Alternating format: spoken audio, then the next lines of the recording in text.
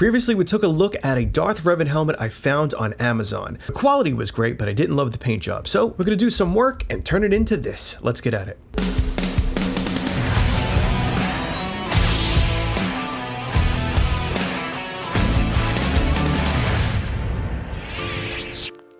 What's up, everybody? Welcome back to the Collector's Outpost. I am John, and welcome to another customizing and weathering video. These are some of the most fun and creative videos for me to make, and I just wish I had more time on my hands to do more of these type of projects. Well, anyway, let's get at this. So the first thing I have to do is mask off the visor and the whole back of the helmet, because those I don't want to paint.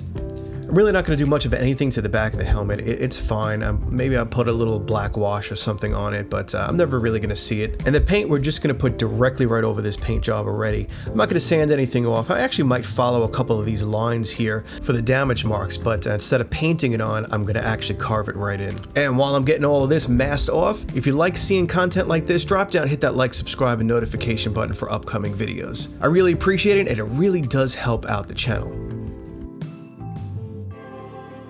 Alright, so that should just about do it. Let's get this thing on out to the garage and give it its first coat of paint. Now, I've been wanting to use this paint for quite some time now. It's been sitting around. I love the texture of that paint. Look at it on the cap there. I think this is going to make a fantastic aluminum metal look for this helmet. Now, this is the first time I'm using this particular paint, and as I'm watching this go on, I am absolutely falling in love with the quality of this paint. It actually has that metal steel kind of texture to it. It's really awesome.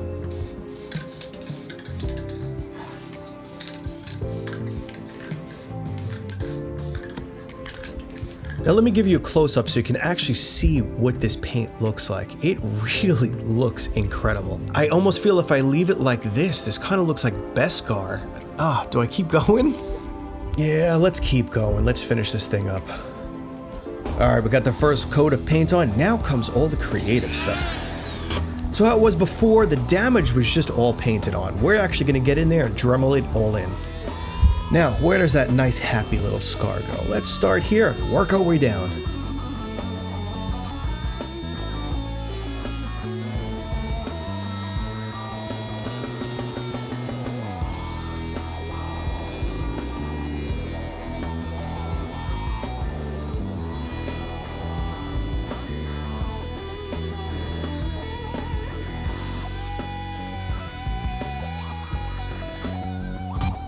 Alright, now we're just going to scar up some of the edges and put some random little cuts here and there in it. And that is super easy. We're kind of just going to touch some of the edges here and there, let it bounce off here and there so that it looks like it's been banged up, dinged up, in just random spots all over the place. This is all going to add that feel of age and some battle damage.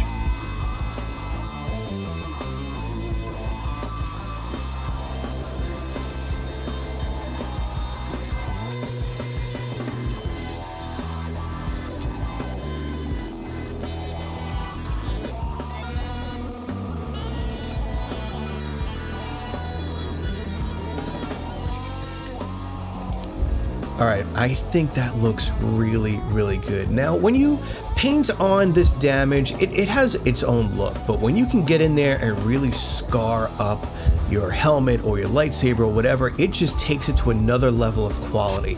Alright, let's put on our last coat of silver paint.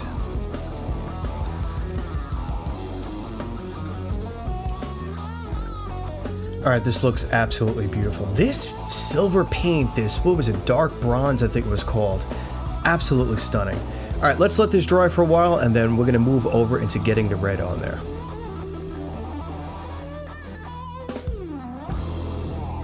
Now this next part's going to be a little tedious because I have to mask off all the parts that I don't want to paint and just leave open all the parts I want to paint red. So I've got to get in all of these little corner sections and get all these lines correct.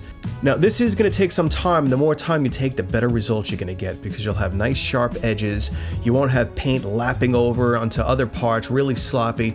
A bit like kind of how the original paint job was, but I think there's something to be said that Revan's helmet was kind of hand painted, because I've seen a lot of different images that looked very hand painted. Now I don't know if that's accurate. I haven't seen loads of helmets from Revan, just a handful of different images that I found online, and I know there's a Hot Toys coming out too, so I kind of tried to look at that as well.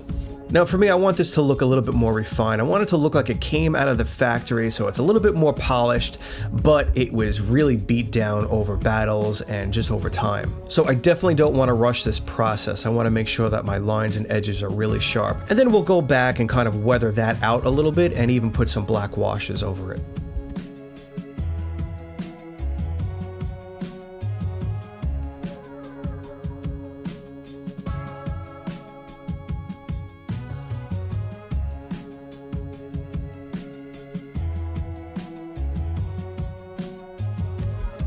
Alright, I think we're just about ready to slap some of that red paint on. Now the red I actually ran out to Home Depot to buy because I didn't have any red paint. Now I went with a red that was a little bit brighter than the result I want, and the reason for that is that I want to go back and put a little bit of a black misting over this, and then we're going to go back and put some black wash over it. And all of that is going to kick the tone of this red right down. And I'm also, if you can notice, I'm not putting a perfect coat of red over this.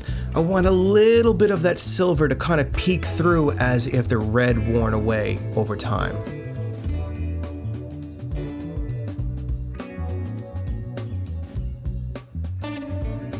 And now we're going to go back with some black textured paint, and we're just going to put a misting on top of this. It's going to add some great texture to the red and some slight variations in color, and it's actually going to help kick this down. Now when you're doing this, this is just a misting. You want to hold your spray paint pretty far away so that just little mist drops fall in different spots. It'll build up a little bit more here and a little bit less there, and at the same time give a little bit more of the effect of metal, some shadow and depth and weathering.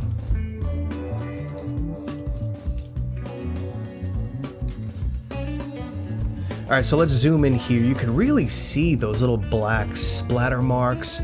You know, they build up a little bit here, a little bit there. Like you can see, there's a couple of thick spots over there, a little bit thinner in the middle, but it adds so much depth to the color and variations of everything. Look at that. I have used this technique on so many things, and it really just kind of kicks up the feel, especially when it's something like metal and you're trying to add a little bit of texture and shadowing and just something extra. This really, really helps. All right, let's let that sit and dry for a little bit and get all this masking off. Now this is one of my favorite parts, pulling off all the masking to check out the results of everything we just painted so far.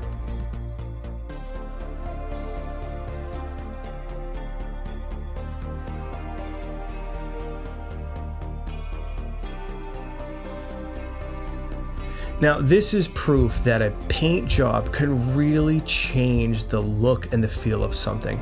This looks and feels nothing like the one I unboxed on that last video. Just completely incredible. And we're not even done yet. We're going to add some dry brushing around the edges and some black wash. For the dry brushing, I'm just going to use some basic silver model paint. Dry brushing is basically we're going to put paint on a brush and kind of wipe it off until it's almost not even there, and then we're going to go back and just layer it on in sections. You know, you want to build something like this up. You don't want to put too much on because it's hard to take it off, but it's easy to build it up, and that's the great thing about dry brushing. So with the dry brushing, we're going to want to work corners and high spots because those are the things that get worn down and damaged first. And always keep in mind, a little can go a long way. Now you can see I'm just touching the corners very lightly with almost no paint on the brush.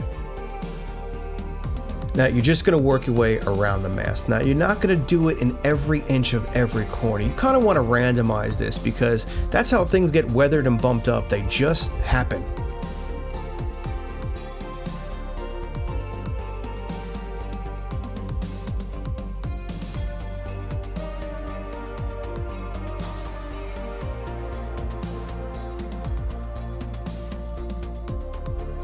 All right, now we're gonna move over to a wash. I'm mixing some black and brown acrylic with some water, and we're gonna really thin this down. I don't want it to be too thick. We just wanna dirty this thing up.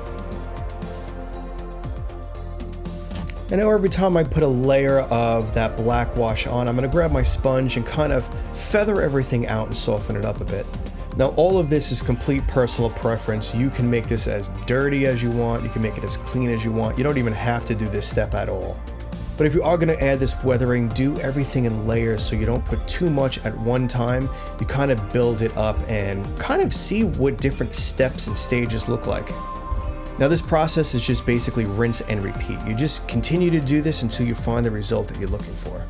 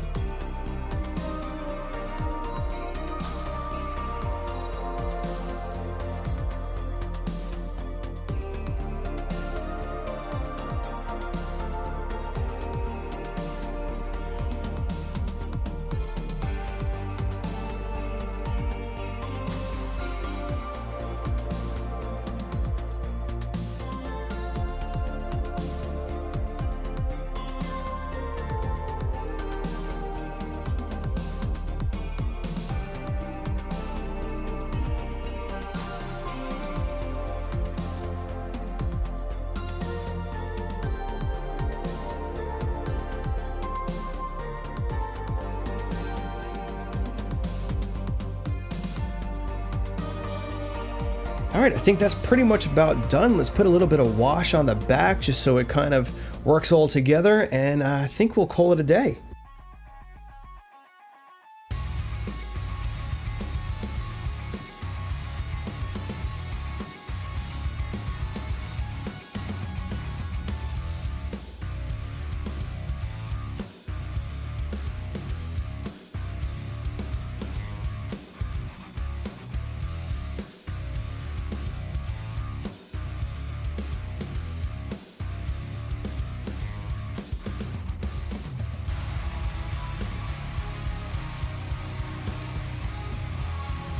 All right, my friends, this is the final result, and I absolutely love the result of this. This came out so great.